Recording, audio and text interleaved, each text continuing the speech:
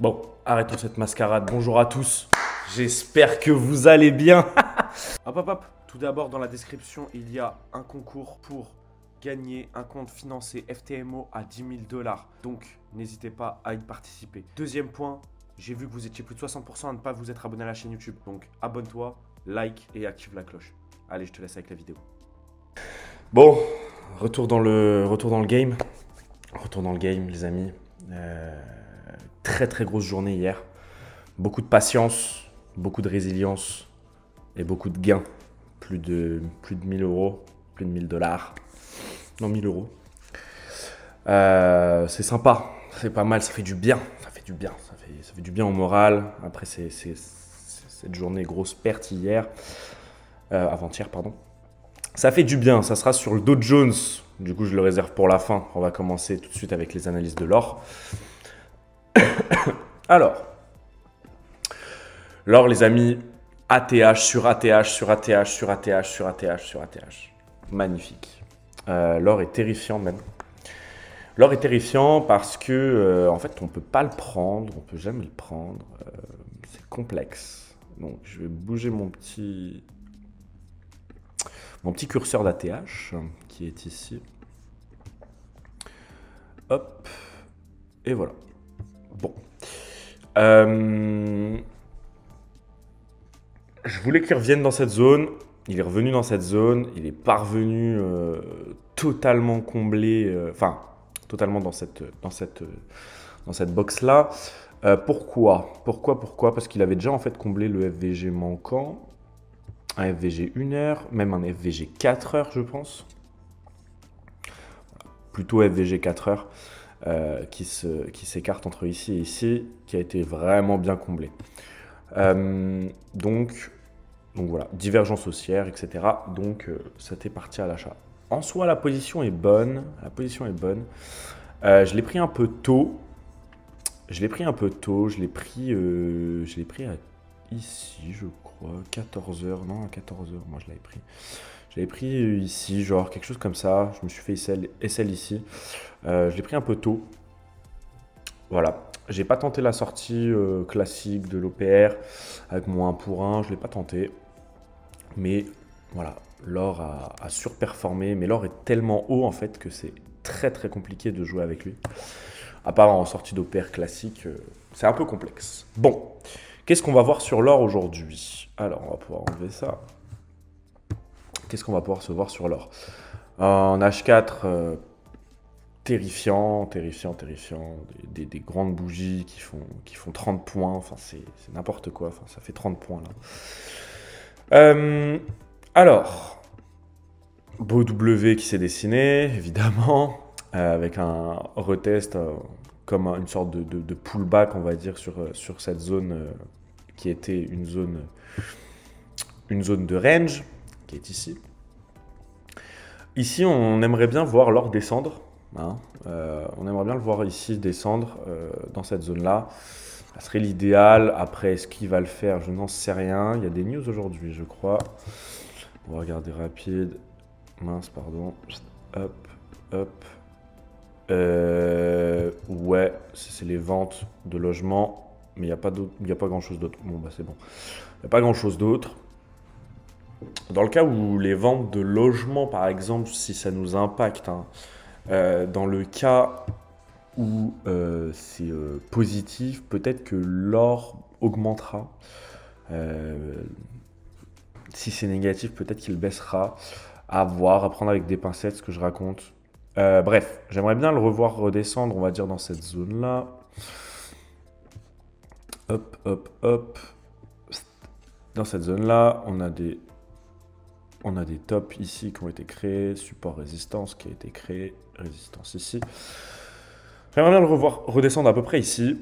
Ici, ça serait la target idéale. mais voilà.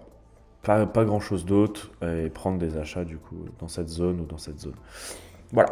Ça correspondrait avec quoi? Ça correspondrait peut-être avec ouais, tu vois, nos 0,5. Tu vois, c'est quasiment ça, tu vois. C'est nos 0,5 de Fibo. Peut-être un rebond du coup sur les 0,5. Ça serait l'idéal. Voilà pour l'or. De base, je fais le gold après. qui me connaissent, ceux qui suivent, je fais le gold. Mais on va faire Nasdaq. On va finir par le gold. Nasdaq. Nasdaq. Nasdaq intéressant. Un peu haut, mais intéressant. Un peu haut, mais intéressant. Alors, hier, on voyait quoi?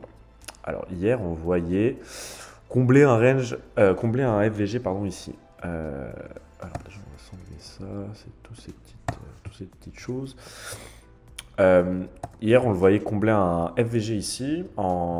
C'était un FVG 1 heure, je crois. Ouais, 1 heure, c'est pas mal. Ça a été fait. Ça a été comblé. On est même allé rechercher les plus bas de la session précédente, de mardi. C'est ça qui est intéressant, en fait. C'est que les prises de position, elles se font de plus en plus tard. Que ce soit sur Nasdaq ou Dow Jones. Ça se fait de plus en plus tard. En tout cas, pour Dow Jones, je parle. Nasdaq, bon, là, on aurait pu faire des prises de position ici, à 16h, mais voilà. On comble ce FVG, on va rechercher les plus bas, on aurait pu repasser à l'achat, etc. C'était bon. L'analyse est bonne. J'avais dit qu'on allait faire ça et remonter. En plus, trendline baissière. Bon alors, je l'ai pris à l'achat. Je me suis fait sortir à l'achat. Pourquoi? C'est débile en plus. Je le prends genre ici. Il est quelle heure ici? Il est 16h, 17h. Ouais, je le prends ici, je crois. 17h. Je le prends ici, à la cassure, classique. Je monte un peu. Et au final, je me fais liquider. J'avais mis un SL en dessous de cette zone. Et je me fais liquider. Pour au final remonter. Et en fait, ça fait escalier. Ça fait une sorte d'escalier. Le plus haut précédent, toujours plus bas que le plus haut suivant, etc., etc. Et pareil pour les plus bas. Les plus bas, toujours plus haut. Hop, hop, etc. Bon. Assez complexe, Nasdaq. Il n'a pas donné ce que j'avais envie de voir. De base, j'aurais pu le laisser, etc. Mais ça ne rentre pas dans mon plan de trading. À savoir, j'accepte de perdre temps pour gagner temps, etc. C'est mes ratios, etc. Ça diffère entre différents comptes, etc. Mais bon, j'ai pas voulu le laisser. J'aurais pu le laisser. Quoique, je me serais fait peut-être liquider ici, j'en sais rien. En vrai, j'en sais rien. J'aurais peut-être pu le laisser et à 20h, ça aurait pété. Et bon, c'est pas grave. Foncièrement parlant, c'est pas grave. On va parler d'un truc aujourd'hui qui va être assez sympa pour Nasdaq. On va le voir baisser, je pense. Alors, attendez. Alors, Nasdaq, c'est intéressant. C'est intéressant, il est toujours dans ce range, on va dire. Dans ce range. Bon, j'aimerais bien le voir redescendre, retaper ses plus bas précédents, comme là ce matin, 9h du matin, 16h, 17h, 18h, etc. J'aimerais bien le voir redescendre. En fait, il y a deux options. Soit il redescend dans ces zones-là, et auquel cas, on envisagera des achats avec une inversion de polarité, etc., une inversion de tendance, tout ça. Ça serait le top du top. Quelque chose comme ça. Dans le cas où il ne nous fait pas ça, on aura des achats peut-être en sortie d'OPR.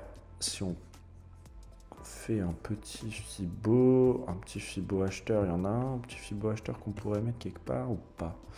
Ou un petit Fibo vendeur? Non, un petit Fibo acheteur genre ici, quelque chose comme ça. On est sur les 0,5, on peut rebondir, on peut faire un 100%, en plus en sortie d'OPR, ça peut le faire. Quelque chose comme ça. Je privilégierais peut-être plutôt ça. Dans la zone des 0,6, 0,7, on repart à l'achat. Au niveau des 0,5, on peut pourquoi pas se réappuyer dessus, comme on est en train de faire là, et pourquoi pas remonter. En fait, il faudrait voir les 1 heure. Si la 1 heure est belle dans 27 minutes, pourquoi pas, je le prendrai à l'achat avec un beau rejet sur les 0,5. Et je le prendrai à l'achat pour faire un 100% du mouvement. C'est une centaine de points. C'est pas mal pour débuter la journée, ça serait pas mal. Mais je verrai ça à midi, une fois que là... Oui, parce que là, il est 17h30 à peu près. 11h30, pardon. Mais je verrai ça à midi parce que du coup, je vais attendre la clôture H1, je pense. Voilà. Voilà pour Nasdaq. Nasdaq, on est sur les ATH. Hein. Si je dis pas de bêtises, ça c'est les ATH, je crois. Hop, hop, hop. Ouais, c'est ça, ATH. Donc pourquoi pas, sortie d'OPR et aller casser les ATH. Il est haut, je sais qu'il est haut. Mais il y a quand même des beaux supports il y a des beaux supports en fait qui résistent et même des résistances ici qui vont bien résister. Donc je ne le vois pas non plus tomber, et s'écrouler, et s'effondrer. On n'est jamais à l'abri avec Nasdaq. Voilà pour Nasdaq et on va passer tout de suite à notre poule aux œufs d'or, aka le Dow Jones. Alors Dow Jones, tendance baissière en 1 heure. Hier, c'était ça, c'était le cas. Tendance baissière en H1. Et du coup, moi, j'ai cherché des achats. Vous allez me dire, ouais, mais tendance baissière, pourquoi on ne vend pas, etc. etc. On aurait pu vendre, hein, sauf que c'était un peu trop tôt le matin de vendre ici. Je ne l'aurais pas vendu à 9 h personnellement, hein, avec un pullback à 10h30. Ah, quoique. Je dis, j'aurais peut-être pas pu, mais peut-être que si. Si je m'étais un peu bougé avant et que j'avais regardé avant. Pourquoi pas. Bon. Toujours est-il que j'ai tracé un Fibo, je vais expliquer la position. J'ai tracé un Fibo vendeur du haut de ma zone à 10h jusqu'à 19h à peu près. J'ai tenté des achats dans cette zone-là. Si je ne dis pas de bêtises, ouais, j'ai tenté des achats, un achat ici. En 5 minutes, je crois que je l'ai pris en sortie d'OPR.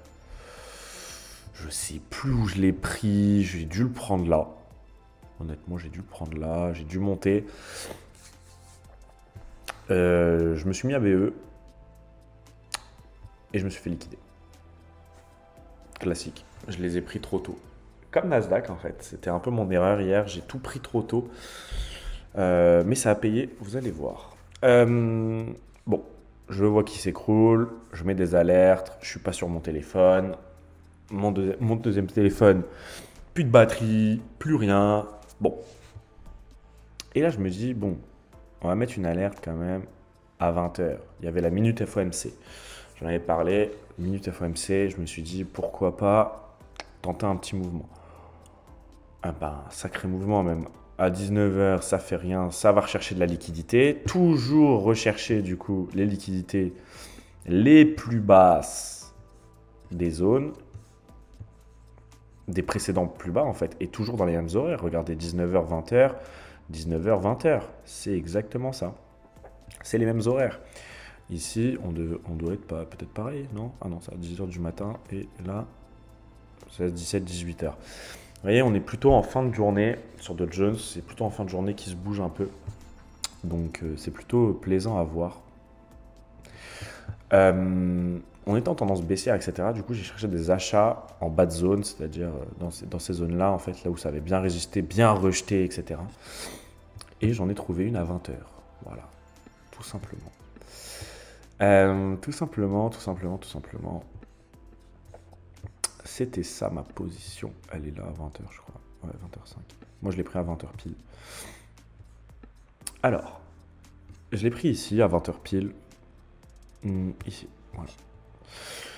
Je l'ai pris là. J'aurais pu même faire un truc comme ça, parce que c'est ici que j'ai commencé, on va dire. C'est pas très accurate, mais dans l'idée, vous avez mon idée. Hop. Et je vais pas mentir, j'ai pas pris tout le mouvement, j'ai pris jusque là. Voilà. Hop. J'ai pris à 20 h. Avec un beau rejet. Avec la minute FOMC. En fait, j'ai pris en H1. Si je dis pas de bêtises, tac, tac. J'ai pris en H1 avec un beau rejet. On a rejeté sur la bougie de 19 h. Je l'ai pris à la cassure de 19 h. Et je l'ai pris ici, quoi. Ratio de 6. J'ai pris 826 € sur un compte à 50K. Et 230 € sur un compte à 5K, à peu près. Voilà. C'était une bonne journée. J'ai pris 1000 balles la journée. On va pas se plaindre. Et puis voilà, un beau ratio. La minute nous a bien aidé, j'ai l'impression. La minute nous a bien aidé. Ouais. J'aurais pu laisser, etc. Moi, j'ai pas été greedy. J'en avais marre de cette journée. J'avais déjà pris 2 SL, comme je vous avais montré précédemment sur Nasdaq et Dow Jones. J'avais envie de clôturer cette journée en bénéf. Donc, j'avais mis mes SL très très haut et je me suis fait liquider à peu près ici, 20h30 à peu près, quelque chose comme ça. Et après, match du PSG, c'était magnifique. Bref, mais en vrai, en soit, on aurait pu laisser, mais bon, on n'est pas gourmand. OC, ok, pardon. On est au-dessus de là, donc c'est exactement ma prédiction. On revenait dans cette zone-là et après on repartait à l'achat. Encore une fois, la prédiction est bonne. Et dans le cas où ça cassait par le haut, bah, ça aurait pu casser par le haut, mais ça a cassé par le bas.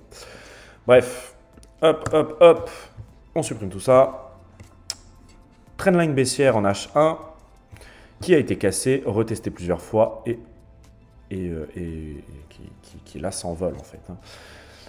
Pour prendre mes achats, je pense que je vais les prendre à partir de cette zone-là. Ça correspondrait au précédent plus haut. Je vais mettre en 15 minutes, c'est beaucoup mieux. Sinon, on va rien voir. Hop. Je prendrai des achats au-dessus de ces zones-là. Donc voilà, à peu près ici. Ça serait mes perspectives d'achat. Perspectives de vente, pourquoi pas. Si on me réintègre le range baissier, pourquoi pas. À prendre avec des pincettes, j'y crois pas trop. On est plutôt dans un marché bullish, 15 heures, en 15 minutes, 4 heures daily. Et quoi qu'il arrive, on est toujours dans un marché assez haussier, donc j'y crois pas trop. Une sortie d'OPR avec un achat ici, une inversion de tendance, enfin un change of character, et on passe à l'achat. Dans le cas contraire, si on casse les précédents plus bas, on est toujours sur notre trendline baissière qui a été retestée, réintégrée, retestée. Si on réintègre, on va pouvoir prendre des ventes et des achats dans cette zone-là. Et ça correspondrait, vous voyez, à 18h, 19h, quoi, à peu près. Donc, pourquoi pas reprendre des achats après dans cette zone, si jamais l'envie nous en prend. Voilà. Bon courage à tous sur les marchés. Vous avez un peu mes pensées du jour. La vidéo est un peu longue, 18 minutes à peu près. Bon, je suis désolé, c'est comme ça. Vous avez un peu mes pensées du jour. Je pense que ça va bien se passer aujourd'hui, j'espère. Je vais regarder quand même Nasdaq maintenant là. Enfin, je le regarderai en perso. Je ne vais pas vous embêter avec des vidéos plus longues. Mais dans l'idée, Nasdaq est sympa. Nasdaq est très sympa. Voilà. C'est tout ce que j'ai à dire. Nasdaq est sympa. Donc pourquoi pas le prendre à l'achat. Regardez, un truc comme ça. Bon, là c'est un 1 pour 1, mais dans l'idée, ça serait... Dans l'idée, ça serait quelque chose comme ça, quelque chose comme ça, quelque chose comme ça. Un ratio de 11. En fait, tout dépend. Tout dépend de précédente descente. Hop. Je vais le faire rapide. Hop, quelque chose comme ça. Bon, je le place en plus hyper mal. Ouais, bon, c'est à peu près ça. Ouais, on rebondit sur les 0,5 en fait de la descente. Bon, on peut se retourner, mais si jamais on casse les 0,5, c'est du tout droit. Voilà, bon courage à tous sur les marchés. Like, abonne-toi, partage, commente, j'en sais rien, fais ce que tu veux. Et on se voit demain pour voir si ce que j'ai raconté, c'est pas des bêtises. Normalement, ça devrait aller. Et le vendredi, tout le monde est gagnant. Donc, à demain pour gagner un max d'oseille. J'espère. Allez, ciao, bye.